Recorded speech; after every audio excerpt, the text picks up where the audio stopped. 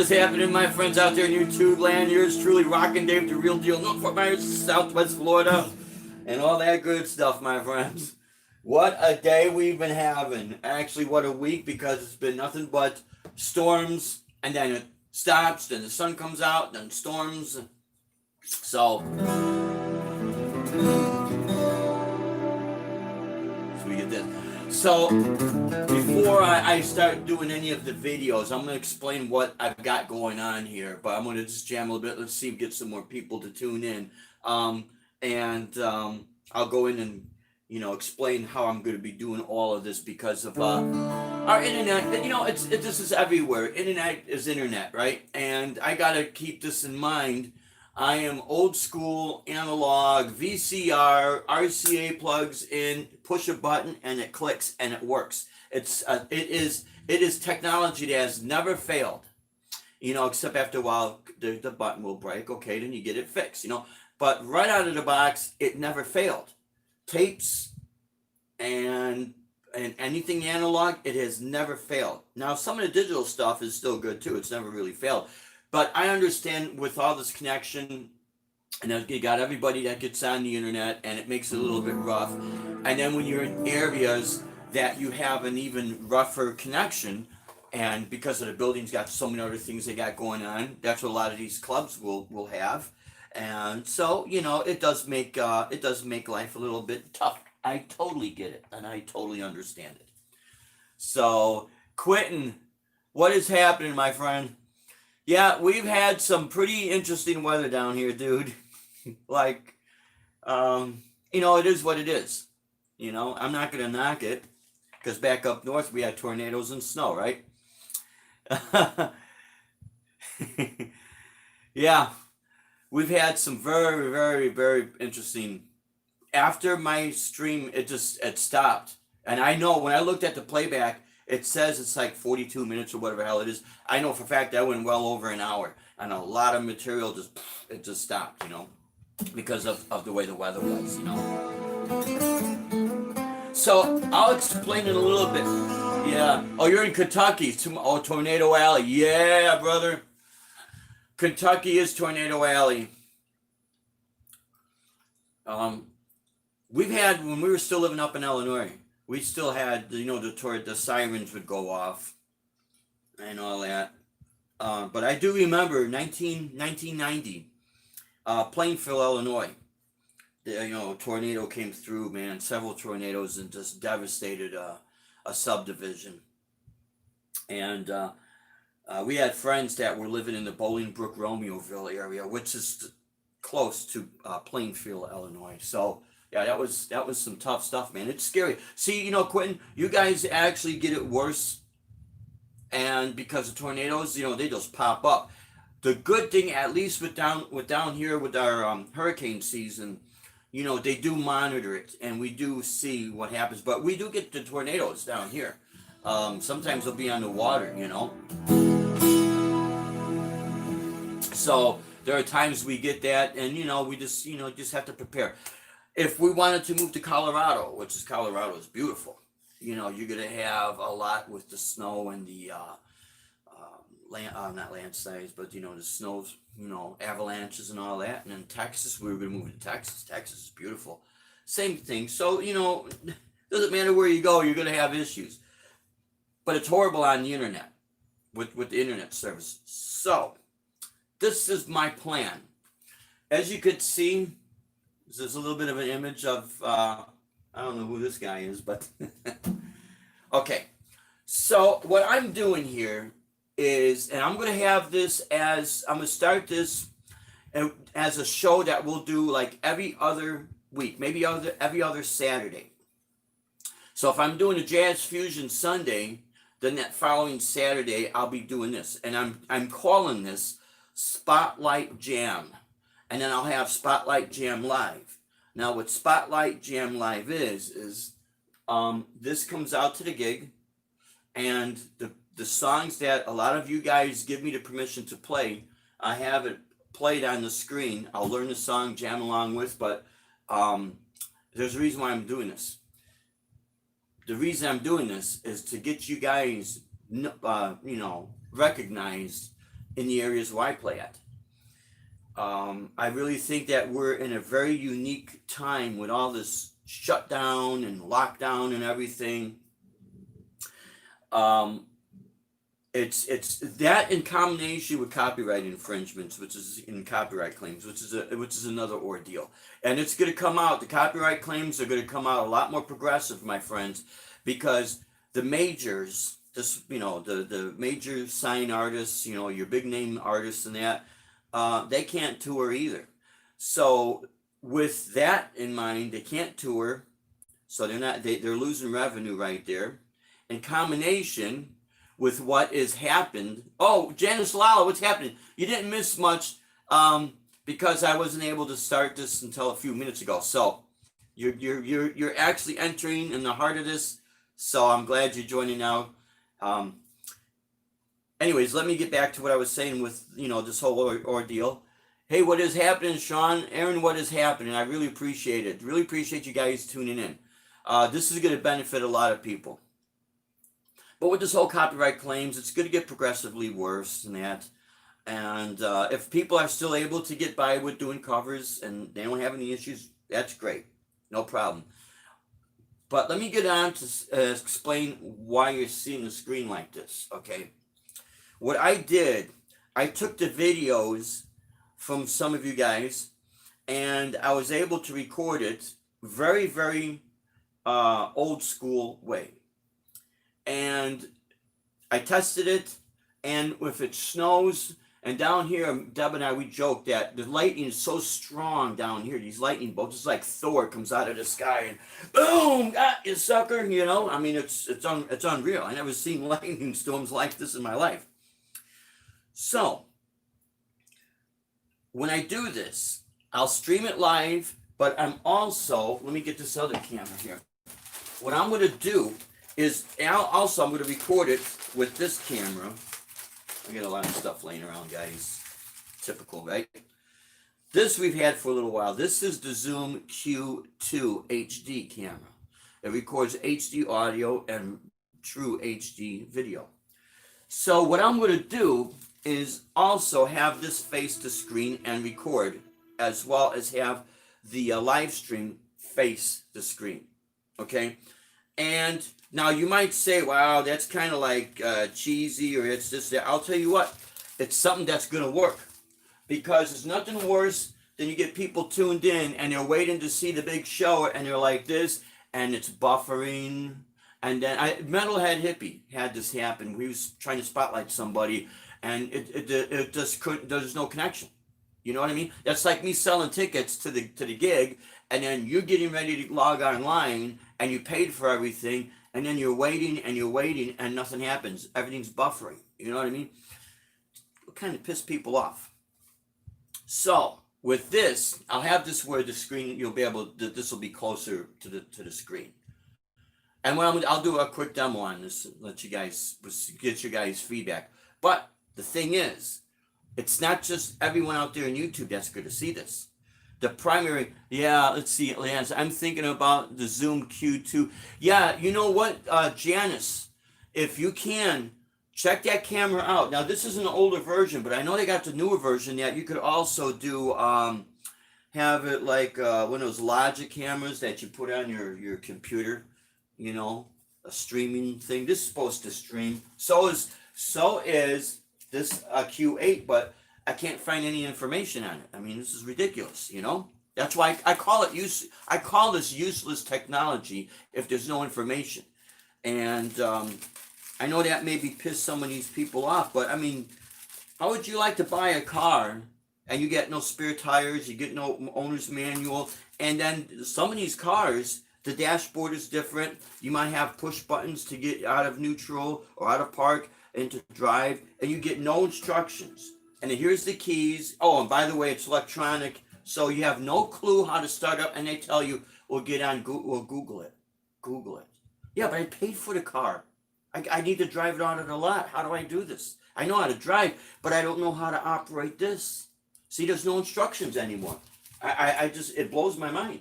So, this is how we're going to do this. Now, And for the people who've dropped off, okay, we'll leave this on for a little bit, but then I might pull this video off. So, like I said, this is going to spotlight people.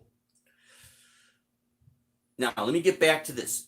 Spotlighting it live. So you're going to see this, but the people at these clubs that I play down here, they're going to see you. And the reality is, my feedback I get is these people think it's a great idea because they've never seen a lot. You'd be surprised how many people do not get on YouTube and do not get on the internet because they don't like it.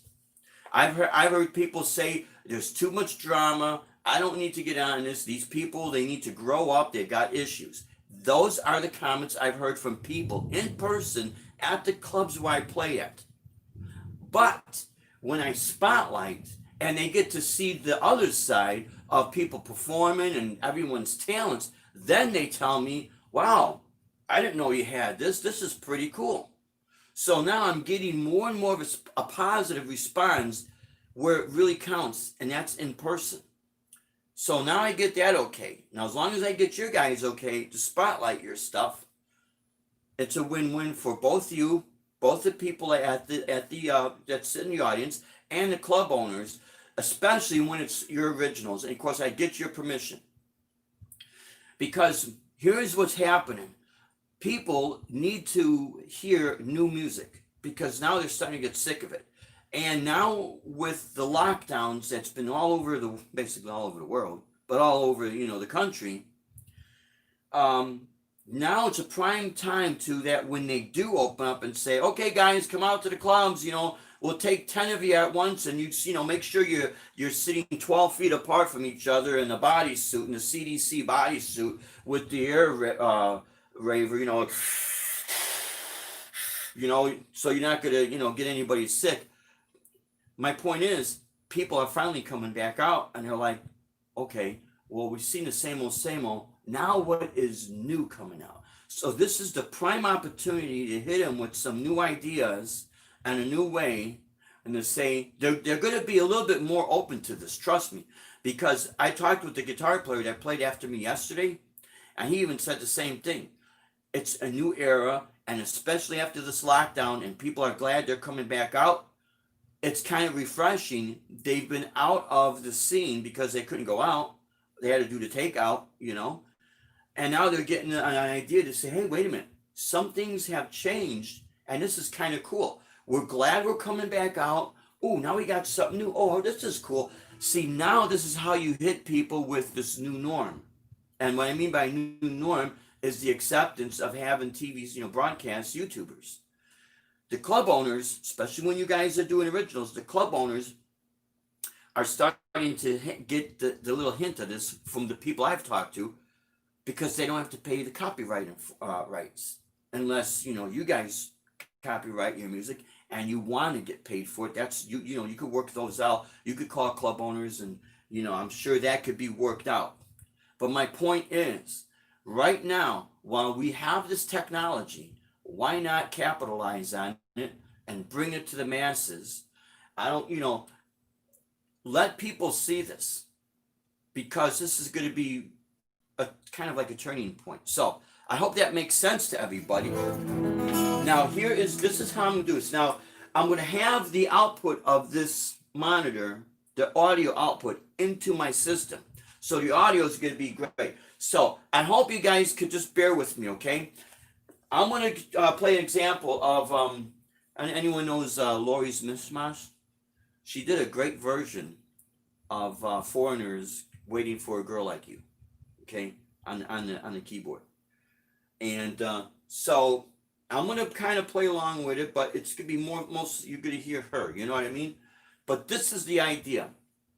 And then after I play the video, I'm going to go on and explain more about this. So here we go, my friends.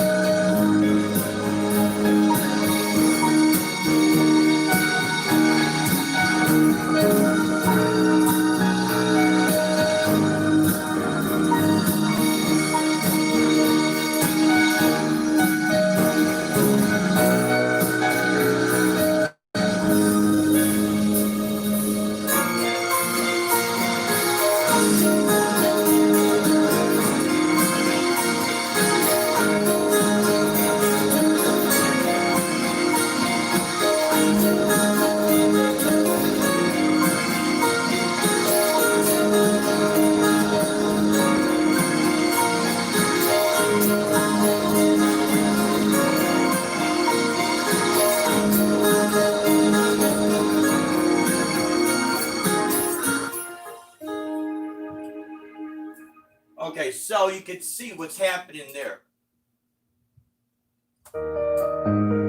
Okay, so the camera is definitely going to be more of the screen. I'll be more on the side, so people are going to really see this.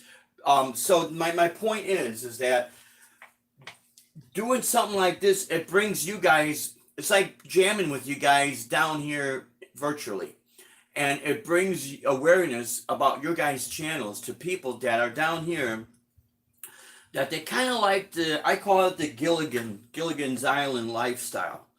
And the reason why I call it that is because I've talked to a lot of the people that are retired, and other than them having maybe a side business where they might need the internet or something like that, they like the idea of just getting away from everything. That's the whole thing.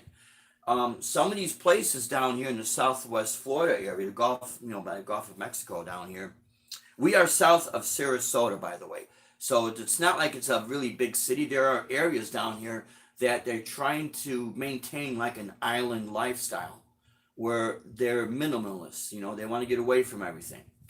So what did you guys think about that? How is the audio? The videos could be a little bit better. I know that this might be, wow, Dave, you're like pointing a camera at a screen or whatever. I'm not really computer literate, and a lot of this stuff doesn't really work, and a lot of the internet connection down here really is not that good. So if I go out and I, pawn the Gibson Les Paul or sell the Gibson Les Paul to buy stuff solely for YouTube and only for that, and then that goes down the toilet, it's not going to make any sense. So this way, it is 100% the camera plugged into here. Right now we're having rainstorms right as I speak right now, and it should not affect this. And this will be my backup. This camera will be my backup, recording it at the live shows, so that if while I'm streaming live, like what happened yesterday, if my live stream gets knocked out of the box, well, this won't. You know what I mean? And then I could take the video from this and then load it up later. But really, guys, I know it's for a lot of you, you're having a hard time getting back to playing out. If some people haven't been playing out and they'd like to get their music out to like a live audience, this is another way of doing it. And now with people starting to see this, they're opening up to it. I think what happens with me down here, maybe it's because I just think of the wacky idea. I don't know, I just look at things very, very differently from a very, very simple point of view. And for some strange reason, it works. So I figure, well, why not take my YouTube friends, have them jam with me a little bit, and you guys will get the spotlight. That's why I'm calling it Spotlight Jam or Spotlight Jam Live. I'll be off to the side, in the background playing, because you see, I'm getting, those 2 gigs I did yesterday and the gig before, those were called pro bono. You call those free gigs. I'm trying to help these club owners out, and they're just like, hey, that's a great idea. And I made some good tips yesterday. I'm not going to say exactly how much, but pretty good. But my point is that it gets me working with the club owners. And as soon as I started bringing that idea to them, they're like, wow, finally there's somebody that kind of sees our point of view, because a lot of places might not open up. The guy I was talking to yesterday, he said about 3 or 4 years ago, we had like 300 places that had music virtually. Either it wasn't 5 days a week, it would be either anywhere from 4 to 7 days a week, sometimes twice a day, over 300. Just in this area, which would be Cape Coral, Fort Myers, North Fort Myers, Naples. That place I played at, that's called Matlacha Island. And then next weekend, I'm in a place I used to play at, which is further west, called Pine Island. And, a whole surrounding area. Now he tells me, because of all this, we're going to be lucky if we see half of these places reopen. And which is a shame. So it's hit everywhere. But now getting back to doing this, I think it's kind of unique, So I don't know what you guys how you guys think about this. Let me see. I know. And yeah, Ian Luckett, The next song that I was gonna play, and it's gonna be at the shows, is you guys doing that. Don't you forget about me. You guys did a really good version of it. See, if I'm gonna do some covers, I'm gonna test the waters and let's see what happens.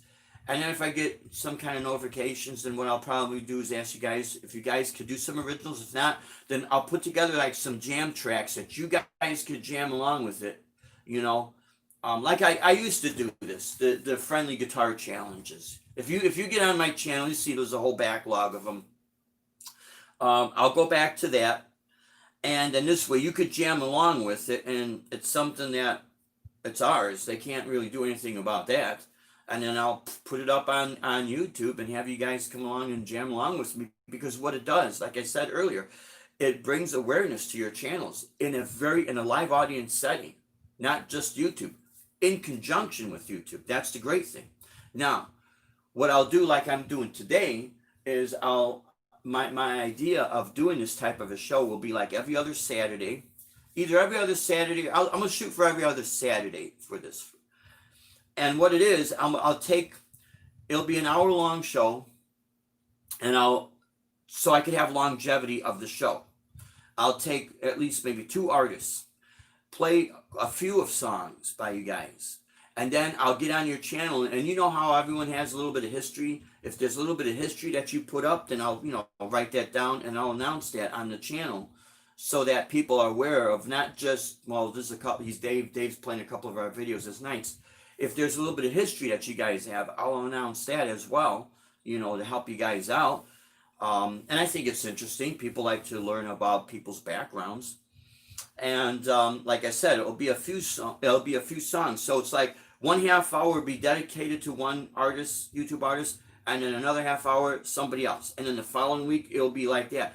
And like I said, the reason I'm doing that is for the show to last. See, if I burn it out, man, then it's like, okay, now what are we gonna do next? You know what I mean? So this way, it's gonna make it last. And here, the thing with this, I'm not asking for any subscribe. I mean, well, not subscribers. Yeah, if people want to would like subscribers. Yeah, but sponsorships or anything like that. If anybody wanted to sponsor, that's fine. But preferably, sponsor or get on other people's channels that really need it. Like the show the song and video that we put up, and actually Metalhead Hippie, thank you for playing that. I appreciate it. I had to get up that day. But the video I put up called Gonna Beat This, that video was dedicated to one of our YouTube friends who is a full-time RVer. Her and her husband, I think they've been living in their RV full-time for the last 4 years. And apparently he's got some form of cancer now. And my heart dropped. I felt like, wow, man. So that's why I put that video together, so people could go to her channel and maybe give a donation, or even just a moral support. That is so important, because we've learned a lot from the full-time RVers. I think Janice Alala, you started tuning in on our channel when we were doing a stream from one of the RV shows. And let me explain a little bit about this.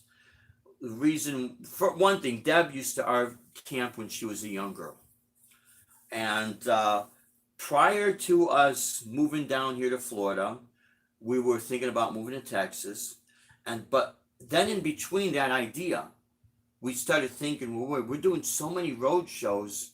We started seriously considering buying an RV and living in it full time, so that we could travel and save some costs, hotels, and more comfort. Because there was a lot of times we would have shows back to back to back to back that we couldn't even have time to spend a night in a hotel. So en route to the next gig, we'd pull off to a truck stop and get some rest in the truck stop and take the showers at the truck stop. We've done a couple of rest areas, but the truck stops are a lot more safer. But the point being made is that that's how many shows we've had. So we started getting more and more very seriously thinking about doing the full-time RV living.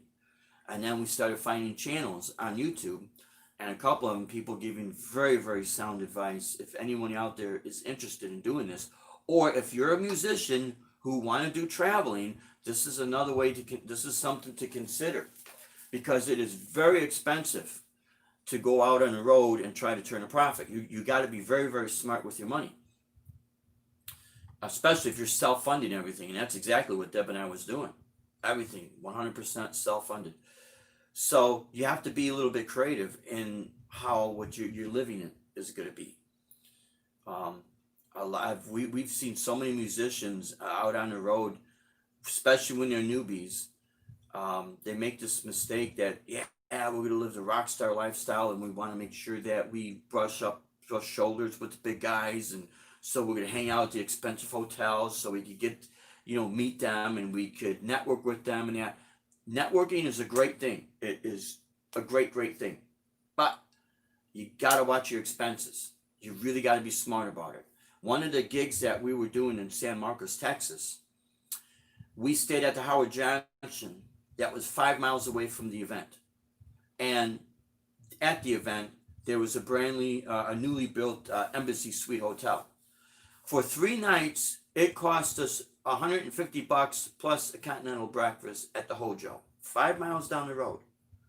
But if you spend the night at the Embassy Suite on the premises, it was $150 per night, no breakfast.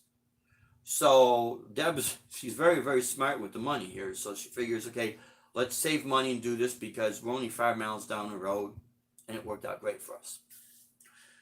But see, this is why I did this dedication to exploring the local life. That is the name of their YouTube channel, because they were very, very gracious for giving a lot of very, very helpful ideas in the RV living lifestyle. Because as a traveling musician, trust me, you're out on the road. We are different type of work than an over-the-road trucker. However, we're out on the road. We are different than a full-time RVer because we're a lot of RVers working. So it's really not that much of a difference. But guess what? We're out on the road. So why not capitalize? If anybody, my strong advice to anybody that's going to hit the road with your music, my strong advice is start typing in videos where you see full-time RVers and what they go through living out there, and over-the-road truckers. Because think about it. If you're going to drive from Florida up to Illinois, and then from Illinois to Texas, and from Texas to Colorado, and Colorado to New Mexico, and then to Arizona, and then to Utah, you're going to be out on the road, man. So you're going to need to understand what that lifestyle really is. It's really sad. You don't see musicians putting it up. Now, maybe now you'll start seeing some of it. But average, you really didn't, especially when we were doing the research. So that's what we were actually going to start another YouTube channel specifically for that. So people could see, hey, what it is, what you're going to go through. Be prepared, because here's the forewarning. This is what you got to look for. This is what you got to be careful of. You got to watch your expenses. No matter what you guys do, you got to watch your expenses.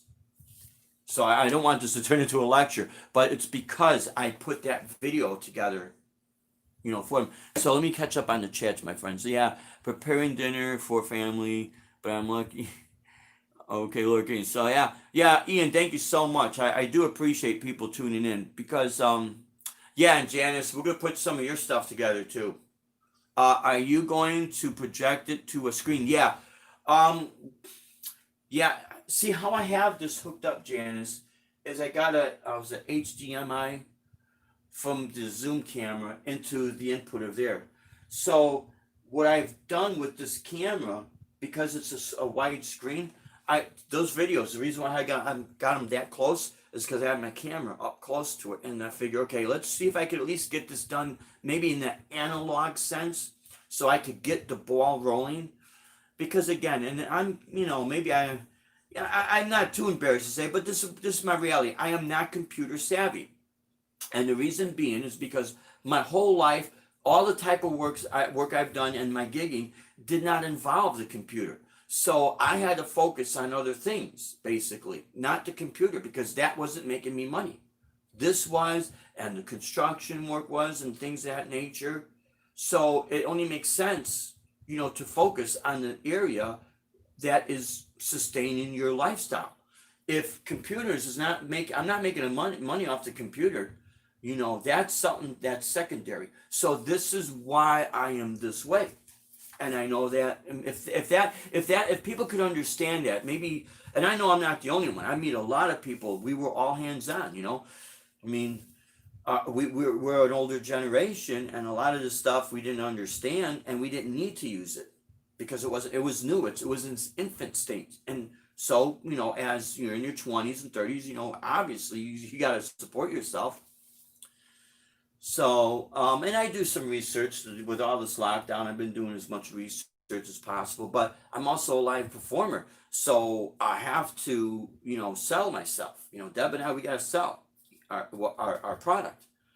So we network, and a lot of times I'll go out when she can't. I'll go out to the places in person and meet these people. So a lot of my time gets eaten up like that. Let's see. I wrote a song called 40,000 Miles. It's on YouTube. I'll check it out. Definitely check it out. As long as I get you guys permission. And right now with these gigs, everything is kind of pro bono. A lot of these club, that means free, paid with tips only. Because a lot of these people, my friends, this lockdown has really hurt a lot of restaurants, like big time. They're playing catch up. So when you go to a restaurant and it looks like it's packed and it looks like they're rolling in the dough, they might be rolling in the dough, but they're trying to play catch up on everything that the last few months with this lockdown. So now they got to fund that money. They got to pay their bills. They got to get groceries. They got to make sure their employees are paid. I mean, it's really something. Mitch Heyman, what is happening, my friend? I'm trying to catch up here with this. And like I said, this camera, this phone, when I do this, it's gonna be like a lot closer to the screen, so you're gonna see the image really clear, or you should be able to. You're not just gonna see like all this crap I got in the background and me. You might see a little bit of me. You're gonna see mostly of the people I'm spotlighting, because that is the whole purpose of this. So let's see. What was I gonna say here? Yeah. See, not too safe RV and these. Yeah, Mitch, that is true. You do have a very, very strong point. Very strong point, because of all what's happening out there. So if anybody's got a full-time RV, be very, very careful. Just be very, very careful. Do as much research as you possibly can. And then continue to do that research. Watch your surroundings. Here, this is my advice to anybody. We like to have headphones on, right? Remember back in the day, the Sony Walkman? Now it's now it's not the iPod. Now it's the phone and the earbuds and all the other crap that comes along with it, right? I remember when I was driving the school bus. Those jobs rock, man. By the way, you'd be surprised how many CEOs, police officers, musicians, and all drive a school bus. You would not believe it. Gotta have a good driving record. Okay, now enough of that. You'd be anyways, let me get it. So there was this teenage girl I had to pick up. This was in Naperville, Illinois, in the nice rich area. And she'd be standing out there with her headphones on. Now, especially when the clocks go back and you go to pick them up, it's like about between 6:30 and 7 o'clock. It's kind of dark out there, and she's got her earbuds. She gets on, and I said, "Hey, just give you some advice. Maybe you should have at least one of those earbuds out of your ear so you can hear your surrounding area, because the fact of the matter is we live in dangerous times. And it breaks my heart to say this, but down here in Florida, you would not believe how many times we get the Amber Alert on our phone because of the child abduction and trafficking. It is unbelievable. Unbelievable. And a friend of mine told me, Dave, you got to think about this. Where we're at, and this area and the Miami area, we're down at the furthest end of the state here, minus Key West. So what happens when these kids and these ladies, these girls, they get abducted, they get sold, and these people could pull up on a boat, you know what I mean? Put them on the boat and off they go. They could go to Hades, they could go to Cuba, they could go to Dominican Republic, they could go all these places. And it's real sad that happens. It was so bad. It was like, it's on the news. It's on the local newspapers, you know, be careful. We get the Amber Alerts. I want to say one day it was like 2 or 3 within one day, you know, it's pretty sad. But yeah, another thing that we get down here too, about 3 weeks ago, a 9-year-old boy was swimming in one of the ponds and a bull shark bit him right in his leg. And you could see, he didn't take his leg off. We see all the teeth marks on his leg, and the mom said, he ain't going in the water anymore, you know. So it's just the nature of everything. But anyways, yeah, Mitch, you're right. It's very, very, yeah, Dave. After almost 46 years with my company, I worked my last day. Oh, you did? Oh, Mitch, congratulations. Mitch, congratulations, my friend. Good for you. Joe Wentz, what's happening, brother? Good to see you, man. Really good to see you. Yeah, I checked out the video that you did today, Joe. That was awesome, man.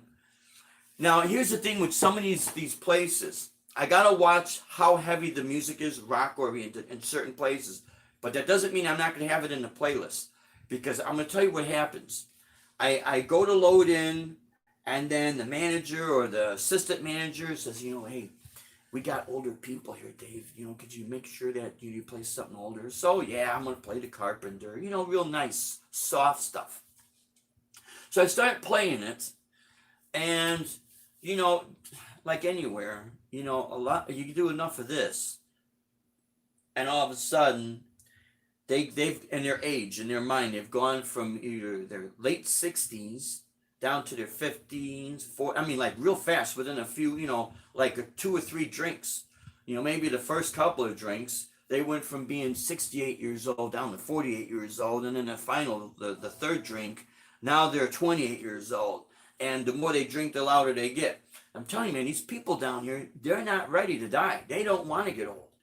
So what happens, if they're 68 years old, right? I wonder how old they were in 1970 or 1980 or 1960. You know what I mean?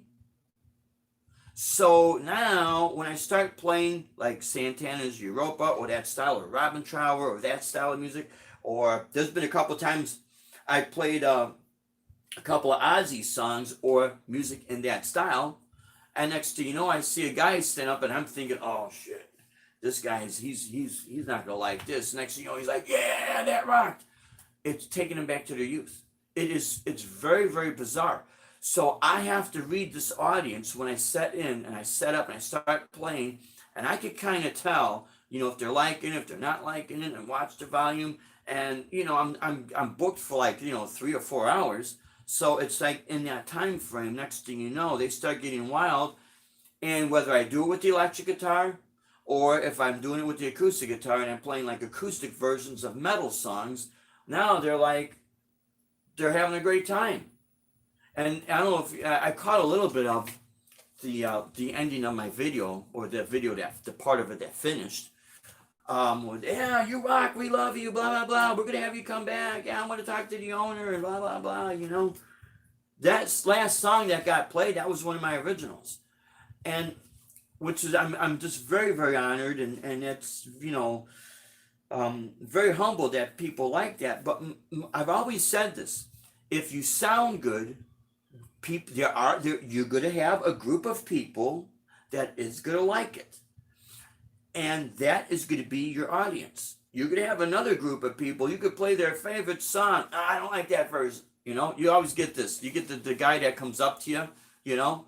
And maybe he played the guitar one time in his life. He played it. He was at Guitar Center with his buddy. He picked up a guitar and maybe he tried to play Smoke on the Water, and he goes, and it's always like this.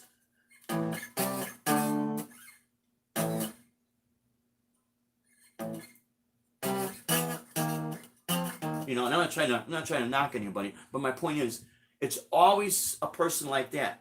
They're gonna come up to you, and they're gonna say, now you know you're playing an Eric Clapton song, and Eric Clapton, he didn't use the Breedlove guitar, he used a Martin. So I'm not gonna, in other words, they're not gonna listen to me unless I go out and I buy a Martin, right? The Eric Clapton things. My point is, you're gonna run into these type of people, but that's okay, because let it be. Let them have their say. That's fine. My point I'm making is, you're gonna have, no matter what it is you do, people are gonna like you. No matter what it is you do, you're gonna have people that are not gonna like you. That's how it is. So the way to get around all that is just move forward and just keep it going. Try to maintain that smile, having a good time.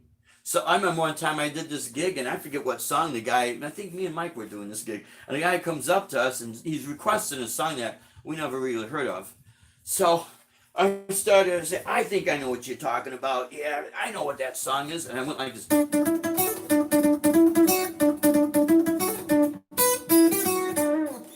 And then he says, no, that's not it. And then I went like this. No, that's not it. And I told him, I says, well, I looked it up, dude, and I know what it is. That's the import version. And of course, this guy's all drunk, and no, dude, that's the import version. Remember back in 1972 and a half, in between this record and that record, they got together with a couple of people, and they had somebody bootleg it, and then it was a guy that sold that recording to a Japanese record label, and you could only get it in Japan. See, I try to mess with their minds a little bit in a nice way, so that even if they're trying to mock me, I kind of turn it around so that we're both laughing at it together. Because the thing is, we still want those people to stay in the club and spend their money. Whether they like me or they hate me, whatever, they don't. Here, you enjoy, have more drinks. Just remember, don't drink and drive. You could spill it and all that other stuff, So sometimes you have to be very strategic at these gigs. So now, this is why I say, if you guys got music that is kind of like a little bit, I don't want to say soft, a little bit more mellow or something, that's cool, because that stuff I could definitely use. And then if it looks like, oh, these people want to rock, then boom, guess what? Now you're going to get the full-blown version of it. You know what I mean? And it works. As long as the volume's not real loud. Here's the thing. Anybody out there, here's my advice. And I hope I'm not trying to point my fingers at people. I'm sorry about that, guys.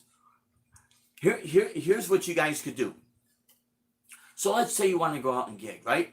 And you say, Dave, I don't play that jazz stuff. I can't play that classical. I can't play like that, but I can play this. And I like doing this. Here, let me call one of the patches. I love this thing with this guitar set. This is pretty badass, right? And you like to kind of crank it out a little.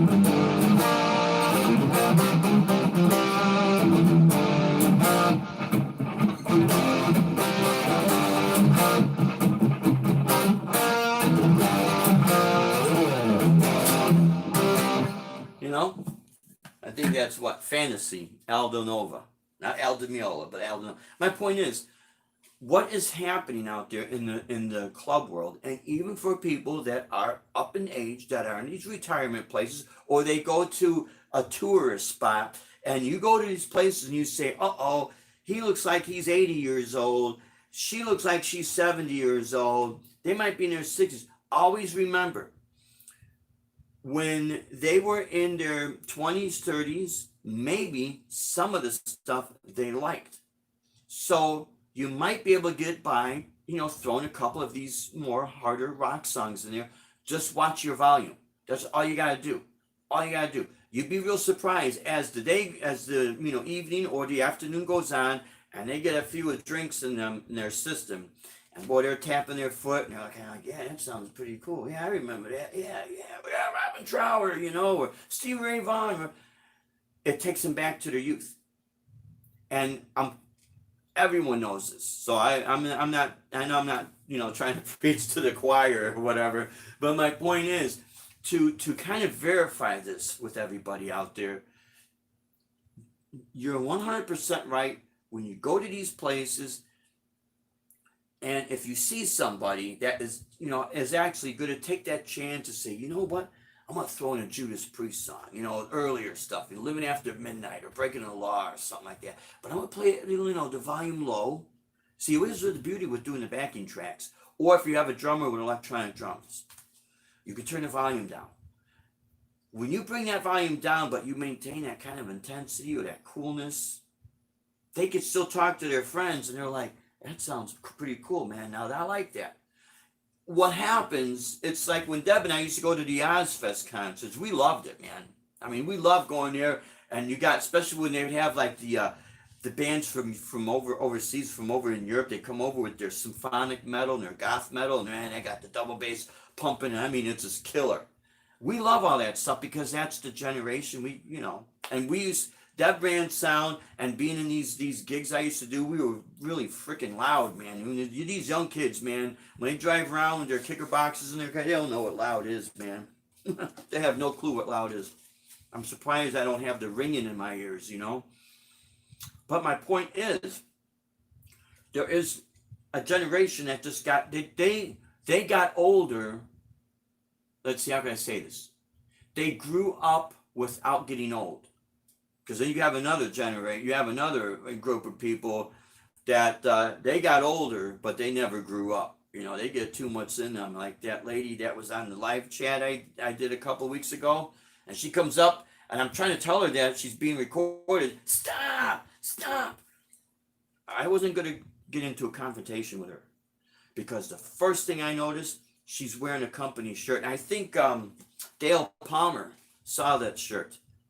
And he knows about that company, and she works for a major RV company that sells all these high-end RVs. And right there, I mean, big letters. It had the name of the company, and the back it's got the phone number and everything. And I'm thinking to myself, that is the biggest mistake to do. She could be on her personal time. My advice is, you do what you want at your personal time. Just don't wear a company shirt, because you're representing that company, and people are going to see that. And it was clear as day, and I'm like, and I had two cameras. I had this camera, and I was streaming live. And I checked both cameras, and sure enough, there she is. And you could see it right where it says where she's working. I'm not going to name the name of the company, because I don't want to, and I don't want to see her lose her job. And she probably is a really nice lady, but she had too much to drink, and she can't handle it. And you got to be careful. So that's what I mean. You're going to run into these people, man. But Mitch, that's so cool that you're, how does it feel, Mitch Heyman? Let's see, look at, I'm back on the chat, oh my God. See what happens? You'll be, Janice, you'll be 68 in October, oh my God. That's awesome. See, this is what I mean. I know that a lot of my friends that come on my channel, that, a lot of people that are older than me, and I'll tell you what, I don't care how experienced I am at this. When I talk to people that got that much more, 5 years, 10 years, you guys got that life experience that, and that's why I respect people. I respect my elders. I may not agree with everybody, and of course, there's a lot of people that don't agree with me. That's fine. That's life. But I respect my elders, because you guys have lived and seen things that I haven't, and experienced things before I'm going to experience them. So it's very, very important. I always tell this to the younger generation. Just because you know how to work a smartphone better than grandma and grandpa does not mean you know more than grandma and grandpa. Because anybody could, there's no more manuals, instructions anymore. But, you could read about life, but until you experience life, you don't know what it really is. You know what I mean? So it's very humbling, When we were doing all the senior centers, I'd play all the classical guitar stuff, and then I'd take the Barbra Streisand stuff and all the stuff that was real nice. And I enjoyed playing all that.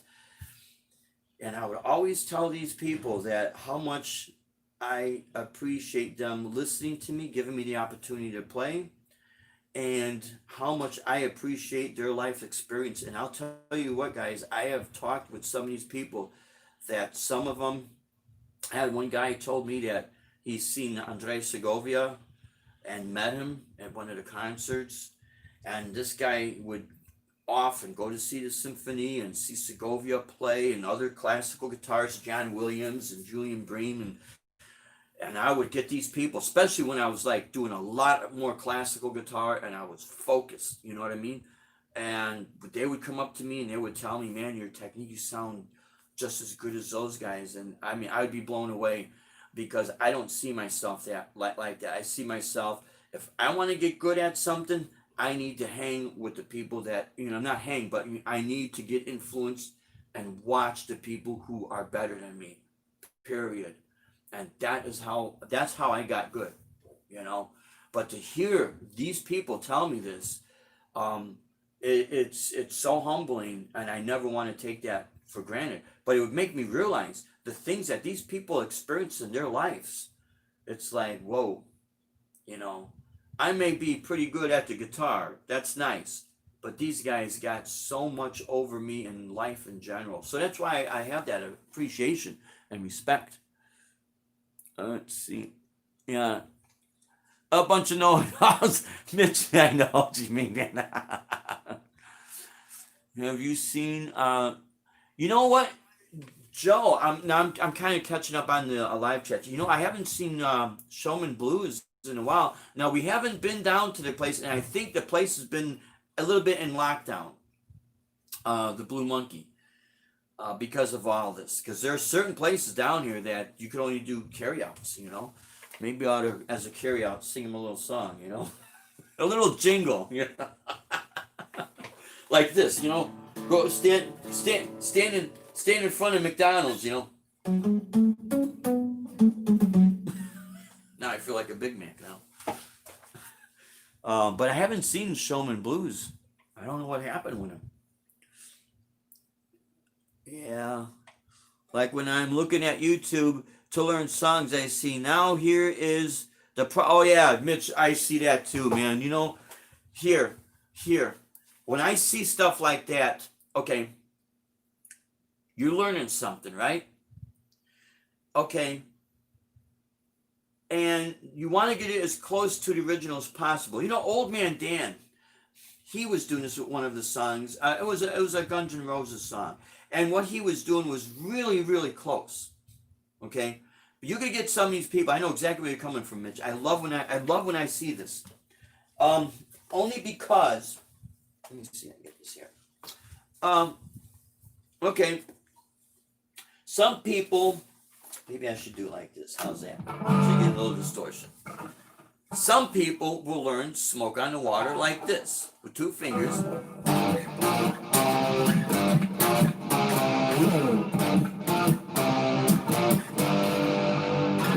Some people will learn it like this.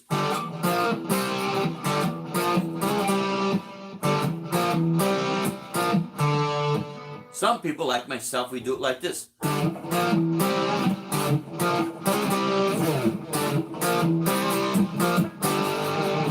Okay? If someone is doing, let's say, I can't right off the top. I'm gonna just make up a quick melody. Okay. Now, if someone plays that same thing,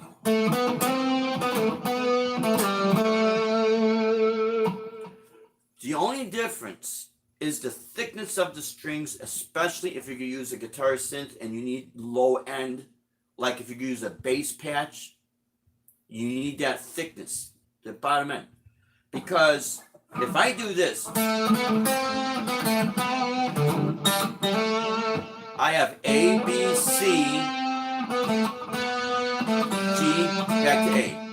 Here I have A, B, C, and there is a difference in the timbre because of the stringing and the open string and ring. There is a difference. It's the same notes. If this is what I think with people who Mitch, with people who talk like that and think like that, I can guarantee they don't. Maybe I could be wrong. I don't want to assume this, but chances are they don't know how to read notation. Because if I were to stick a book of notation with those exact same notes, first of all they go, huh? And I'm not knocking them. I'm not mocking them. No, that's fine. But those would be the same people that will knock you and me because, well, you're not playing it right. He didn't use this finger, he used that finger. Oh, and he used this gauge strings. Oh, and by the way, he used a blue Les Paul and not a sunburst Les Paul. So what am I supposed to do? Buy everything at these people? What kind of underwear was he wearing, by the way, too? And what kind of shoes? I mean, come on, what is this? These people that do this, they're stuck in like a little bit of a world that is a bubble. Because God forbid, if they had to go out there and play, you watch and see them going to stumble and fumble and bumble. Yeah, but that's not the way it's supposed to be. What they don't tell you, if you're going to do a live show and you got the bucks to do this, right? All the majors, there's money invested in these shows, especially when there was a lot of live concerts. There's money invested in this. When you hit that stage, chances are they're going to have some sort of a spot where you're going to have some sort of cool air, some sort of a blower to make the artist feel a little bit more comfortable. You ever notice you don't see some of these people sweat like beads, beads of sweat coming down from them, and they're outdoors?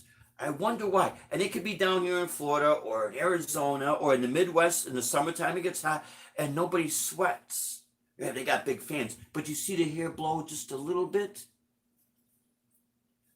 There's money invested. And my point I'm making here is, for those people who have the money to do that, and they want to, when they're doing a tribute show or an album side show, there's a couple of these bands.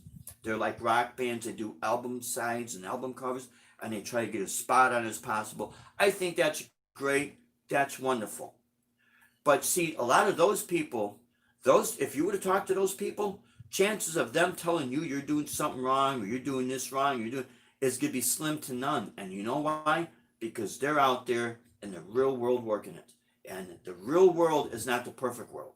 But when I see these YouTubers, and I know what you mean, Mitch, and I really don't like seeing people, they talk down to people like they know better or they know more, and they don't even take in consideration what happens if you played baseball. Some people play baseball or basketball or football. They got an injury. When I was teaching heavily in Illinois, I ran into so many students that would have sporting injuries, carpal tunnel syndrome, special needs. I had a variety of students. It would change my perspective of teaching instantly because I had to realize what they were going through. So what helped me through all of that is when I would flip my guitar left-handed and I would show them how uncoordinated, oh man, fumble and bumble. I do this. I gotta watch the chord here. I do this, and I'll tell you what. Look out, man. Well, let me grab this chord. Fumble and bumble. Right? Look at that. I could hardly play. Holy crap! That's not easy. Now I know what they go through. You know what I mean? I had so many people tell me, "Well, Dave, if you learn how to play that, you could be like Michael Gigolo Angelo. You could do this. You could do that." I don't want that. Because then what's going to happen, I'm going to get good at this, and then I'm going to forget what a beginner goes through. Sometimes in the teaching aspect, you got to come down to that student's level to such a point where you got to make the mistakes. You got to show them. You can't be afraid to show them mistakes because people, especially in the beginning stages, they need to see that because sometimes in the teaching aspect, if you show them there's something they cannot do, it brings them up. Because they're realizing, oh, my teacher can't do everything. Ooh, okay. Well, maybe I don't feel so bad. But if you're constantly, shredding their face and everything you do is perfect, and they sit there, oh, well, I don't think I'll ever be able to get like that. You know what I mean? Sometimes you have to show them, to inspire them, you have to show them your flaws. If that makes any sense, I'll tell you, it's worked for me. It really has worked for me. Because then they would realize, hey, he's human just like me. Of course I am. I don't know everything. Trust me, I am far from a know-it-all. But yeah, Mitch, I've seen that. My friend. See, I had to do a recovery mode on my phone. Oh, yeah, Janice, I had to do a lot with that. That's why I had to get another phone. Some of those free apps, you got to be careful. Because you know what they do? They sell you information. The next thing you know, I'm getting a notification that there is this girl that she's like young enough to be my daughter, and she's out like this, and she wants to date me. Well, if I'm a married man, I'm not out to look for anybody. How did this get on my phone? You want to meet sexy girls? go on this. Oh, guess what? You want to be able to have stamina? And it's always stamina in the bedroom. That's fine. But what about in life in general? You need to take this. But I didn't order this stuff. Where's this crap coming from? I got all pissed off one day. I went into the Verizon. And I had to watch myself because there are times, things bottle up in me. And I'm looking at this guy, and I could sense he's talking down to me. And then the girl that was, I don't know, she's like the doorkeeper or whatever. The guy comes in, older guy, he's like 10 to 12 years older than me. And he tells the girl, he says, I can't get this phone to work. No matter what, I can't. Well, and she said it kind of snotty too. Well, maybe it's operator error. And my blood was boiling, but I didn't say anything because it's not my business to talk on this guy's, situation. But I think at that moment, if she would have told me, I would have said, listen here, you give me a damn right it's operator's error. You know why it's operator's error? There's no instructions. Why don't you give me some freaking instructions? Tell you what, call the CEO of this company and put him on speakerphone right now, or get his sorry ass down here in person so I could tell him what I think about his crap. I've had to do that a few times. I don't like doing that. But I'll tell you what, those people piss me off enough. I ain't got no problem telling them what I really think. It's the truth. And sometimes, look, if I'm proven wrong, I'll apologize. But when these people act like that, sometimes they need a kick in their ass to knock their stupidity out of their head, or knock their brains back into their head where it belongs. Because, man, when I see stuff like that, I try to stay away from it, I really do. But be careful what you download. Yeah. Yeah, Mitch, you retired. It's so surreal, right? Now you got. I ran into a lot of retired musicians. They're retired from their businesses, just like you, and the companies they own and ran and maybe worked for. All day to play now. And I ran into a couple of these guys, and I still get up early, and some of these people get up even earlier because they're wired that way. And they say, when I thought I'd be able to sit home all day and play, I could get done like within an hour or two. And now it's like, okay, what else is there to do? Now I got I've got, let's see, sleep 8 hours. So you got like 16 more hours of what else could I do? There's nothing. And then they go into the shed, like it's down here. They go into the shed and you hear, they go, I'll see them at Home Depot when I was buying the stuff for the front of the house. I see them at Home Depot. They're just buying stuff because they're looking for projects. They're looking for something to do. And some of these people, they go back to work.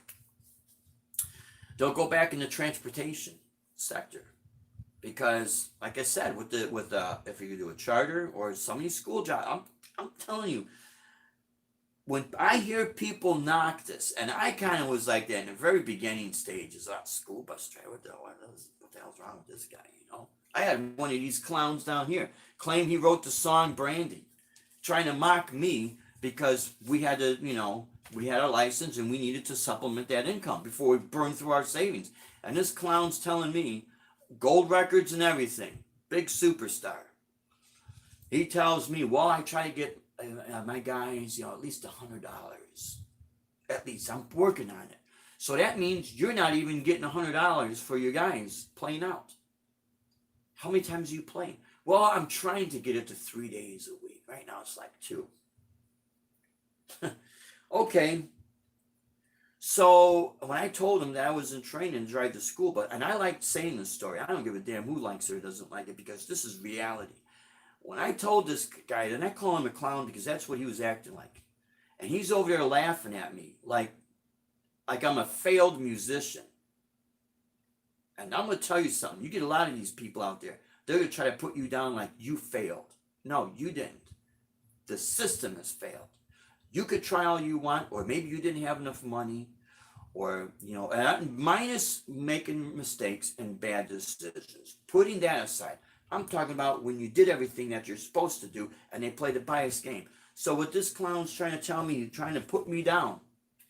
And I said to him, well, I'll tell you what. The county could pay me X amount of dollars guaranteed. I could bank on that. Now, could you bank on, you just told me you're trying to get $100 per man, and now you're at 2 days a week, and you're trying to get 3 days a week. So let's bring out the pencil, the beads, the calculators, the thing you pull the level, and the tape goes out, the receipt tape, and 75 plus 75, That shut this guy up so fast. So fast. And now I don't even know where he's at. My point is, don't ever let anybody put you guys down for no matter what type of work you have to do, however you have to sustain your life. Don't let people do that to you, because that is flat out wrong. Those are ego. Those are people that they're riding high this much, but if they're in it for the long haul and they continue, they're gonna run into people that is gonna put them right in their place big time, and they're not gonna know how to handle it, because they, for the first time in their life, maybe they got, I got a little success, I got a little fame or something, I'm somebody. The song Brandy, I even had it on a K-Tel album, like 1972, 1973, and if I look at my calendar right now, well, when we first, this was 3 years ago. So if I looked at back then, it was like 2017. See, 2017 is a lot further than 1972. Great song, love it. Like we did, I was gonna get involved with this guitarist. He was putting this band together. So I go to the rehearsal spot, and I meet the guy that owns the house. It's the guy from Aliota, Lake Shore Drive, living on Lake Shore Drive. The guy lived in Berwyn. Ooh, okay.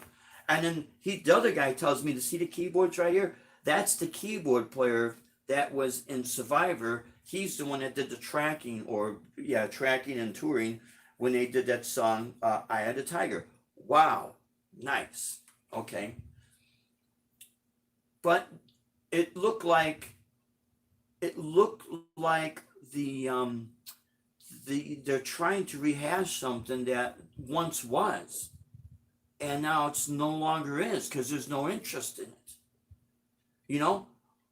When Deb and I did on one of our gigs we did, and I've said this a few times, only to show my credibility. We did some shows in Europe, and one of them was for NATO. But guess what? That was in 2007, October 2007. It was a great experience. I'm so happy. And we were going to do a show the following year, I think it was, or a few months after, in Croatia. And matter of fact, Deb and I, just the other day, we were having a conversation about it, and she happened to bring that up, and I'm like, oh yeah, that's right. We were supposed to go to Croatia, but something had happened with the finances. See, it's always the finances. This is what I mean, finances. Now, that does not make me. I had people tell me, Dave, why don't you use that so you can charge more money when you're teaching? Okay. If I'm going to teach you people out there how to play something like that, and how to gracefully stroke the strings,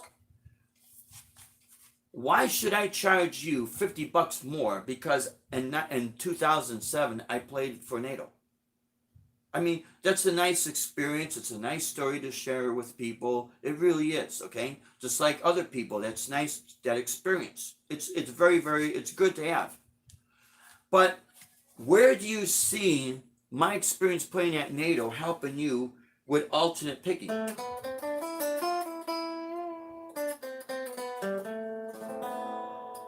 You could watch that without hearing me about playing over for NATO. You know what I mean? So why should I use that as leverage to pump myself above other people when I was teaching?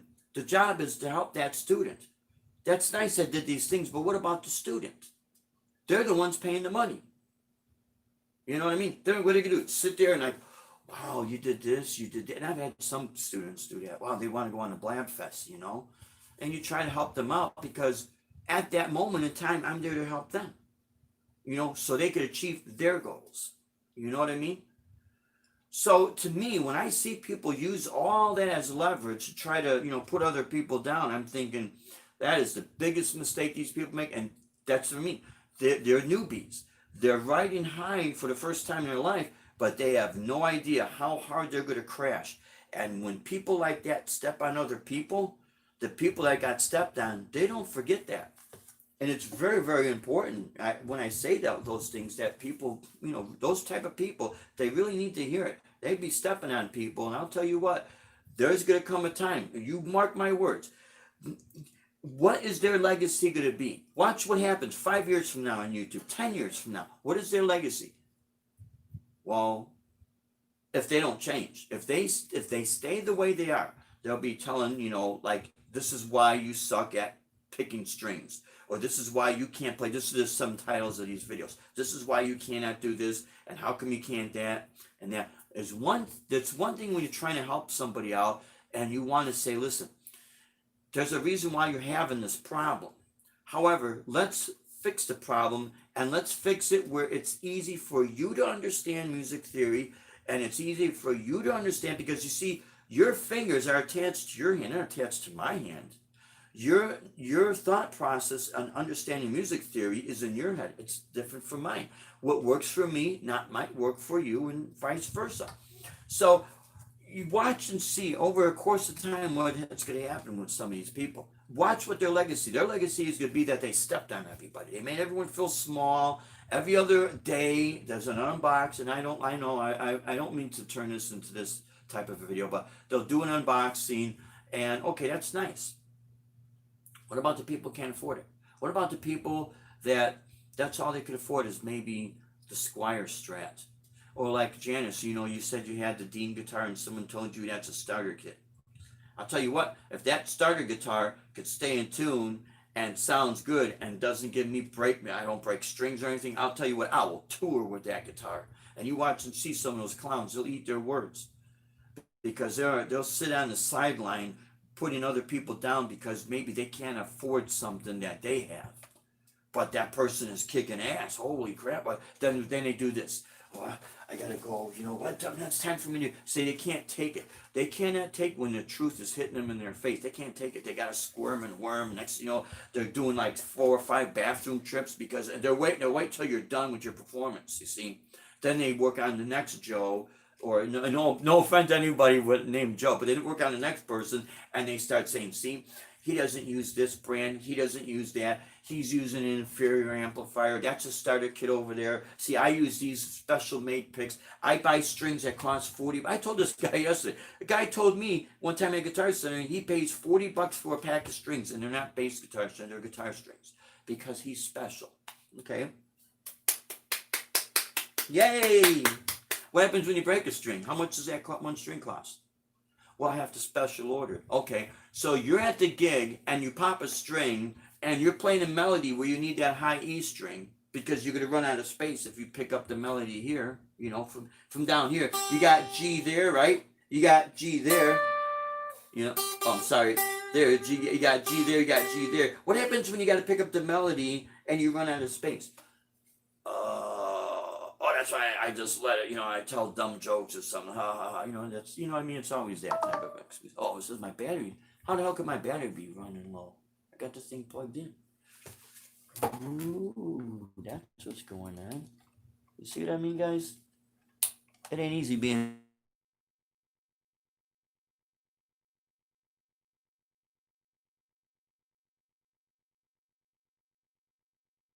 And it's good for you. Because you know what? If that thing stays in tune, I'm going to tell you guys something right now. I'm really thinking about getting that string buddy. Have you ever seen this thing? It fits up here. Because, lately, the Les Paul, I've been having no issues with it. And the wire at the back, I wiggle it in there. I'm able to use my tone pots. Great. Nice. Oh, cool music tech. What is happening, brother? Thank you for tuning in. But Janice, let me ask you something. How many times has that Dean guitar gone out of tune? I'm not talking about if you're using a whammy bar. If you go something like this, let's say if you could do a blue bend.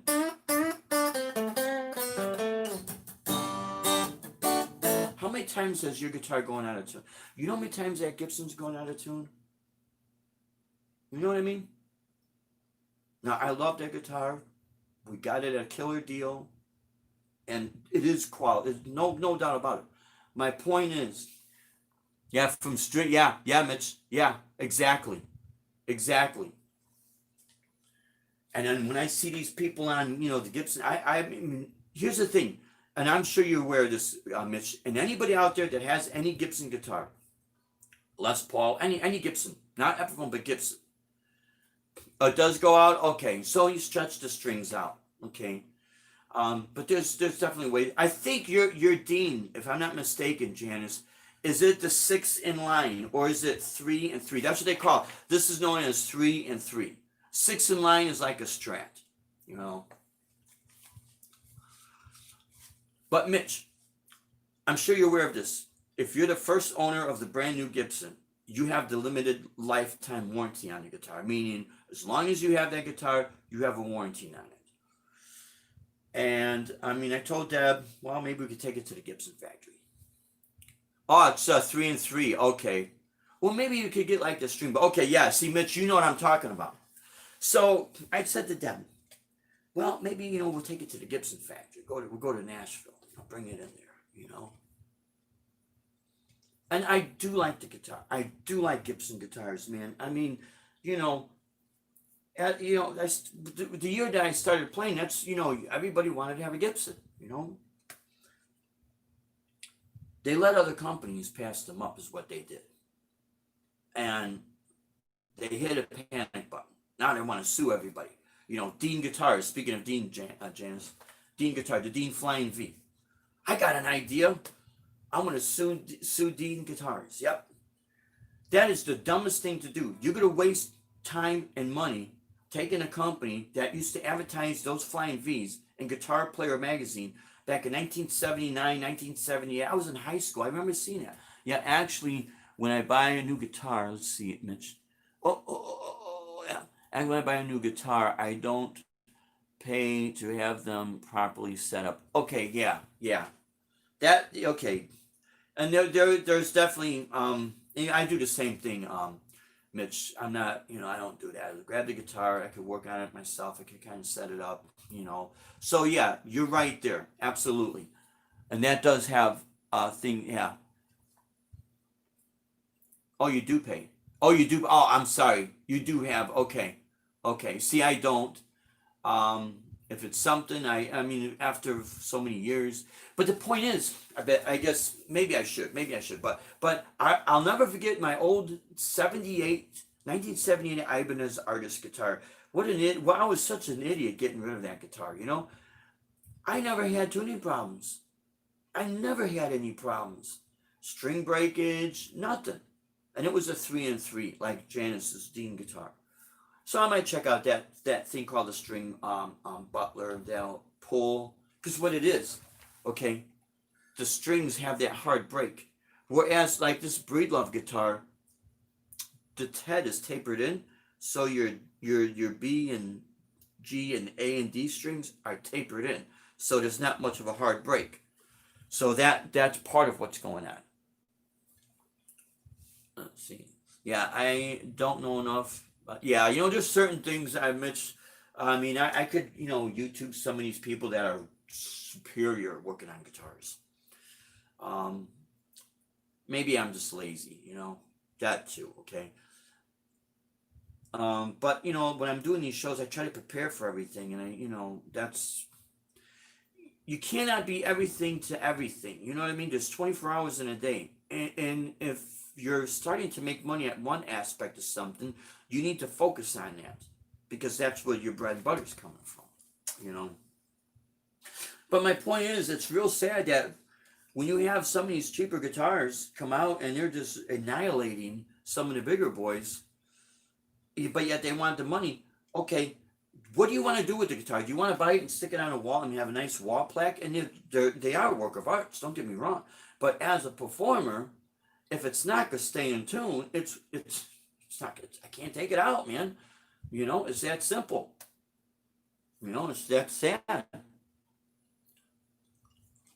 Uh, let's see. So I bought the Music Man Luke. Luke model. Let's see.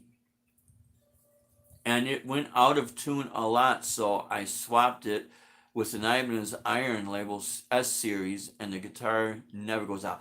You see, And I mean, I'm not trying to say anything bad about any brand of guitar because it could happen with Ibanez. It could happen really to any guitar, okay?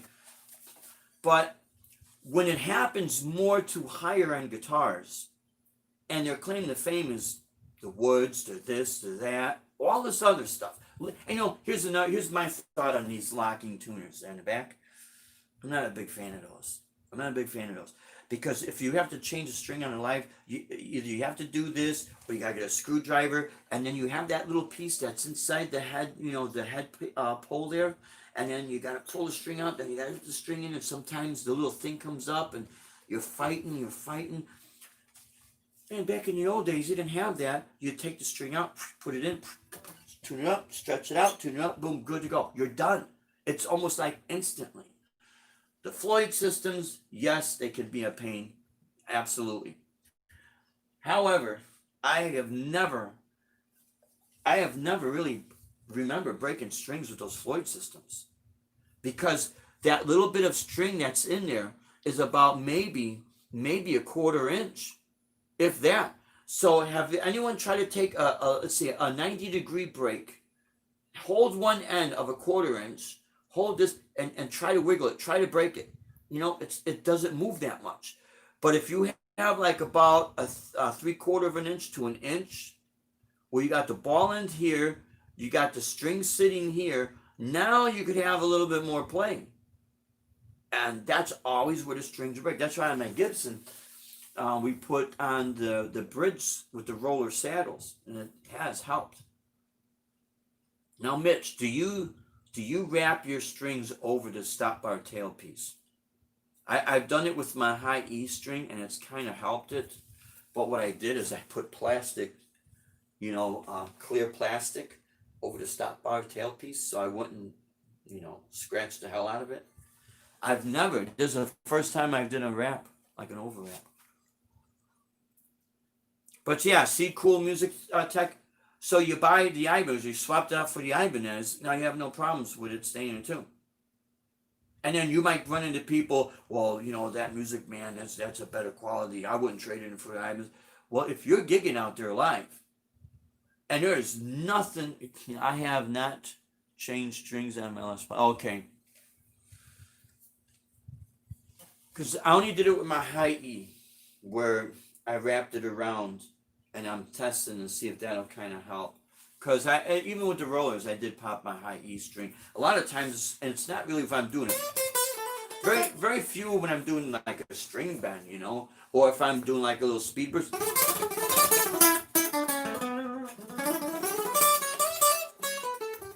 It's always when I'm doing these rhythms.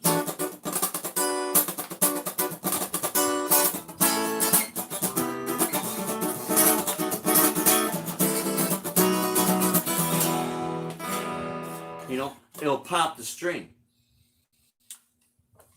So that's where I'd have the issues. But yeah, when it comes to, like I said, different guitar brands, I'm not really. I mean, I do love Ibanez guitars because that was my very first good guitar, and I've always had good luck with Ibanez guitars. But I'm at the point where it doesn't really matter what the name says on the headstock, just so long as I can get through a performance without having to constantly tune up or have these issues. And of course, down here with the humidity, man, it's horrible. You could get that anywhere when it's hot, They are not. Oh, they're not wrapped now. Yeah, and like I said, Mitch, I've seen other people. I think Old Man Dan done that with one of his. I noticed. Since I checked out the video on this, now I could see things bigger, and I saw where he had to wrap. I should ask him if he had any issues. But I mean, here's the thing. I had people, friends of mine, tell me, "Well, Dave, you kind of play the guitar a little hard, When it comes to the Ibanez, and I'm doing the metal and that, and throwing the guitar around, it's just for that show, for the excitement aspect of the show. But when I'm playing like the more jazzier stuff, more laid back stuff, I try to play it with a little bit less intensity and work with dynamics because that's what that style of music requires. But again, it's when I'm doing that type of a choppy rhythm, then all of a sudden the string will pop. It's like, okay, maybe I'm doing a little bit too hard. But still, you know how much you paid for your Gibson Les Paul. And here's the thing: when you're going to be between the $2,000 to $3,000 range on a guitar, you better see some value out of that. I don't care if it's got, well, the frets. The frets, you don't understand, Dave. They're 24 karat gold frets. That's nice. But what about the tuning? What about the stability of the bridge? There's more than just the frets. You know what I mean? So it has to be something that is going to really hold up. And another thing that you got to take in consideration, if like for summertime gigs, you're going to play outside, man, if you're going to have problems with it, then it's, it's not maybe a good choice. Maybe that particular guitar is not a good choice. I'm starting more and more to like that flat matte finish, especially doing the outdoor gigs, because does it get hot? Yeah. But no, that's pretty cool. But yeah, so my point is with doing this, it is going to be a way of spotlighting, all of you guys. And how I'm going to do this, I'm going to actually, and again, do it earlier, like in the afternoon. And because, our friend Metalhead Hippie, he does his, at 10 o'clock. And now he does have people sponsor and things of that nature. And I don't see anything wrong, really with that. As long as that's what you want and it helps his channel. And however, he has his setup, I'm not going to get on YouTube and start, saying I'm doing this so you don't have to do that with this. No, the reason why I'm doing that is because we can do this right now. And if anyone were to try to, say, Dave, we want to send money, where could where could I make a donation or a super chat or PayPal, or PayPal, was it PayPal or a Patreon or something? If someone were to say, I'd like to do that, I would say, for right now, go to, Exploring the Local Life and send them money, or send people that you know of that are really on hard times and they have health conditions and things of that nature. Because honestly, I really see that as being more important than me going out and buying another guitar. And I'm only applying that to myself. I am not saying other people are bad if they're asking for money. No. They're doing it for a reason. Maybe the way, like I said, maybe the way they have their setup, they need to have those donations or sponsors to help their keep their channel growing, or maybe they bought certain airtime on the internet. So that's no, don't get me wrong on that. So whatever you feel, but as it stands, how I'm doing this, you don't have to do a sponsor or anything. Save that money for the ones that you really see need it. But I'm gonna do this on like I said, I will start it on a Saturday at 2 o'clock, and it might go over, like this is going over almost in the 2 hour range. And it's mostly because I'm trying to explain what I'm doing here. But when I do the spotlighting, there will be less talking and more videos. And when I do talk, I'm gonna, pull up your channel and get your permission, of course. And then whatever history you have, I'll mention about the histories of how you got your channel going and what your background is.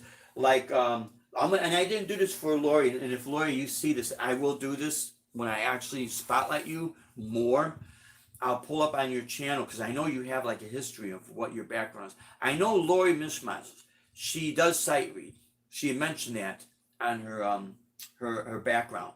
So she's got experience in sight reading, and she's very, very fluid at it and very, very good at it. So, and there's other things that she's got on there. And it's just, I guess, my way of kind of bringing what you guys do to down here and to the clubs that I play at, so they could start seeing that YouTube and the internet is not all filled with nothing but people that are prima donnas with drama, because there is a lot of you're all my friends and you're all good people. So you guys don't fall in the category of the drama and all that crap. You guys don't. So what's nice is that these people see this and they're like, hey, okay, that is cool, and hopefully they can help, subscribe to your channel and check out your, your videos and things of that nature. And it kind of opens everything up, you know what I mean? So they know that there's things out there that they were not aware of. Because again, there are times like here, especially in some of these places I play, it's like, Gilligan's Island, and that's the way some of these people want it. They want to get away from the world. But then when they're looking for something new, this is the best way to do it. You get on the internet, what's happening out in the real world now. So, anyways, my friends, I'm going to go ahead and call it a day. I just wanted to share this with people and hoping that you guys do enjoy this. And like I said, when I do this, next Saturday, I do have a gig at Pine Island. It's going to be an outdoor gig. I'll be kind of like in like a little kind of canopy type of thing. And I'll have this screen. We'll test this and see how it works.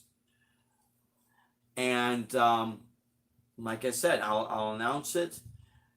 And so those will be like the live gigs. When I do this here, I'll take 2 artists and I'll try to keep it down to 1 hour and play a few songs from one artist and get a little bit of bio on that artist, and then a few songs from another artist, which is you guys, and a bio. And then I'm going to make this like an every other Saturday thing so I don't burn it out, you know what I mean? So it's going to have longevity. And we'll see where it goes.